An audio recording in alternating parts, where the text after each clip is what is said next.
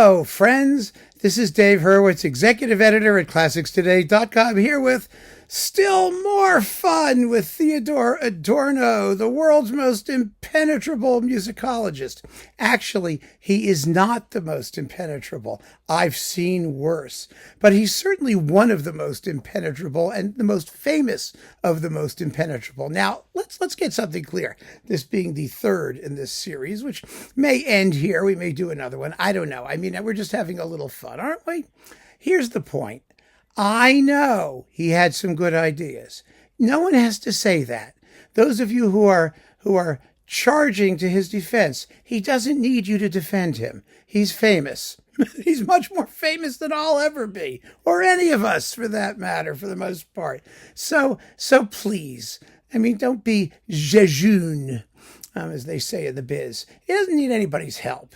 The point of doing this stuff is to just have a little fun at bad academic writing of people who are supposedly famous, to poke a little, give them a little zotz now and again, because it's enjoyable and we're having a good time. And that's the end of it. It's not to pass judgment on the man and all that nonsense. Okay, yes, he was a left-wing Marxist. He had all kinds of issues, but that's not the point. Anti-capitalist, whatever the hell, pseudo, well, maybe not pseudo, intellectual, whatever. I'm just enjoying showing you the depths to which supposedly top-notch academic writing from our great thinkers on music can descend, because this is horrible. There's no excuse for writing like this, ever. I don't care what anyone says about the quality of his ideas. If he can't express them in a few clear, pithy phrases, then he's useless. And that's why there is this bifurcation between the intellectual elite and the rest of humanity, because the intellectual elite comes up with things that they can't possibly express in the ways that the rest of humanity can understand. And I think that's a problem. I do. And I think he's one of the poster children of that problem. Because if you have all the most wonderful ideas in the universe, it's not going to make any difference if no one can figure out what you're trying to say, except the select few. Yuck. All right, so look, let's just take another paragraph. This paragraph is, I've chosen at random, is a good page and a half long. So it'll be fun to read. And I don't even understand the title of this article, I have to say. And I'm not a stupid person. I've done a lot of editing and academic writing in my day. But when someone writes something called On the Fetish Character in Music and the Regression of Listening, I'm already gone. Totally, I have no clue what this is about. But let's just check the first paragraph and see if maybe it introduces some ideas that make sense. So, on the fetish character in music and the regression of listening. Ready, folks? Here we go. Complaints about the decline of musical taste begin only a little later than mankind's twofold discovery on the threshold of historical time that music represents at once the immediate manifestation of impulse and the locus of its taming. Well, that's helpful. It stirs up the dance of the maenads and sounds from Pan's bewitching flute, but it also rings out from the Orphic lyre, around which the visions of violence range themselves, pacified. Whenever their peace seems to be disturbed by bacchantic agitation, there is talk of the decline of taste. But I get this. This makes sense. Is whenever, music ceases to be that which soothes the savage beast or breast or whatever it is, then it's got to be lower level, grubby dance, street music type stuff. Get it? Okay. But if the disciplining function of music has been handed down since Greek philosophy as a major good, then certainly the pressure to be permitted to obey musically, as elsewhere, is today more general than ever. Okay, I have no clue what that means. Just as the current musical consciousness of the masses can scarcely be called Dionysian, so its latest changes have nothing to do with taste. The concept of taste is itself outmoded. Responsible art adjusts itself to criteria which approximate judgments. the harmonious and the inharmonious, the correct and the incorrect. But otherwise, no more choices are made. The question is no longer put, and no one demands the subjective justification of the conventions. The very existence of the subject who could verify such taste has become as questionable as has, at the opposite pole, the right to a freedom of choice, which empirically, in any case, no one any longer exercises. Okay, now we're starting to go off the rails. If one seeks to find out who, quote, likes a commercial piece, marktgängiger Schlager, as he calls it, auf Deutsch, one cannot avoid the suspicion that liking and disliking are inappropriate to the situation, even if the person questioned clothes his reaction in those words. The familiarity of the piece is a surrogate for the quality ascribed to it. To like it is almost the same thing as to recognize it. An approach in terms of value judgments has become a fiction for the person who finds himself hemmed in by standardized musical goods. He can neither escape impotence. Oh, impotence. There had to be a thing about impotence, didn't there? Nor decide between the offerings where everything is so completely identical that preference, in fact, depends merely on biographical details or on the situation in which things are heard. I mean, he's saying the same thing over and over and over and over again, actually. I mean, as you could tell, but with ever increasing, well, it's like to repeat it is to make it meaningful. You know the irony here?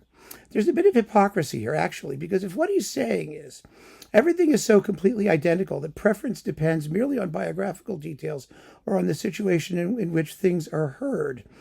So everything is the same as everything else. And the only thing that matters is, which one you've heard most recently or some extra musical detail, like I like this artist for whatever reason or something like that. But the music is all the same. It's all commercial, right? Well, he's doing the same thing grammatically. He's just saying the same thing over and over and over again in different words. Okay, so here we go again.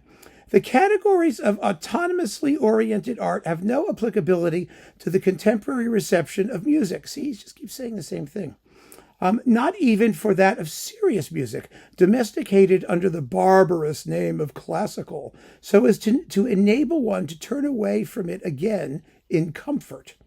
If it is objected that specifically light music and everything intended for consumption have in any case never been experienced in terms of these categories, that must certainly be conceded.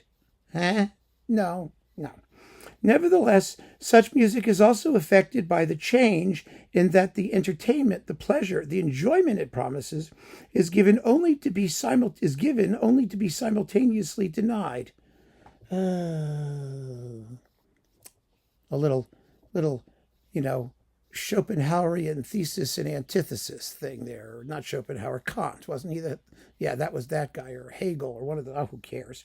In one of his essays, Aldous Huxley has raised the question of who, in a place of amusement, is really being amused. With the same justice, it can be asked whom music for entertainment still entertains.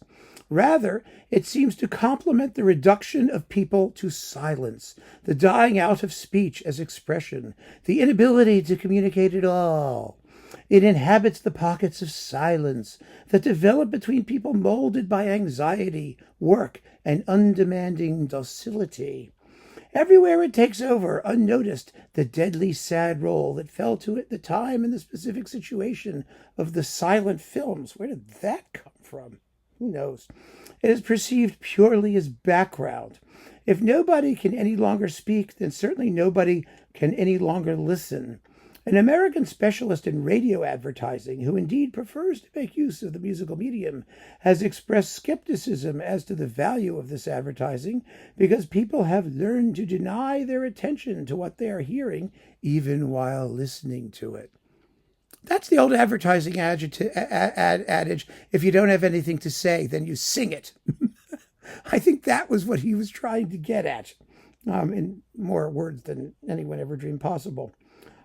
His observation is questionable with respect to the advertising value of music, but it tends to be right in terms of the reception of the music itself. Okay, end of paragraph. I'm done. The next paragraph is even longer. Oh, my goodness. I have no idea what he's talking about. Do you? No, I mean, we get it. He's making a point. The point, the thing about this stuff is that you can figure out what he's saying. You can figure out what he's saying. It's just that he takes so damn long to say it, and he says it in so many abstruse ways. I mean, that entire paragraph could be reduced to a sentence. One single pithy sentence, which is commercial music is all the same, and people have learned to listen to it while ignoring it. Okay, that's it. That's the thought. The fetishizing, and I don't know what he's talking about, the title of the article, and I have no desire to continue reading more of it to you. I think that's plenty, but you get the idea, don't you? The idea that really a lot of what these people are saying is rather straightforward and simple. But in order to gussy it up and make it profound, sublime, erhaben, as they say in German. Ooh, on the sublime, I had to read that essay in German. Anyway, that's not the point. The point is that in order to make it sound sophisticated and intellectual, they just can't come out and say it. And Adorno was that kind of a writer. That's what he was. And so let's not defend that, because that is what he is. That is a fact. However valuable anything else he might have done or said is, well, that's the subject for another day. Right now, we're dealing with the literary manifestation of desperately intellectual musicology. And I think I rest my case. So keep on listening, friends. Thanks for joining me. Take care.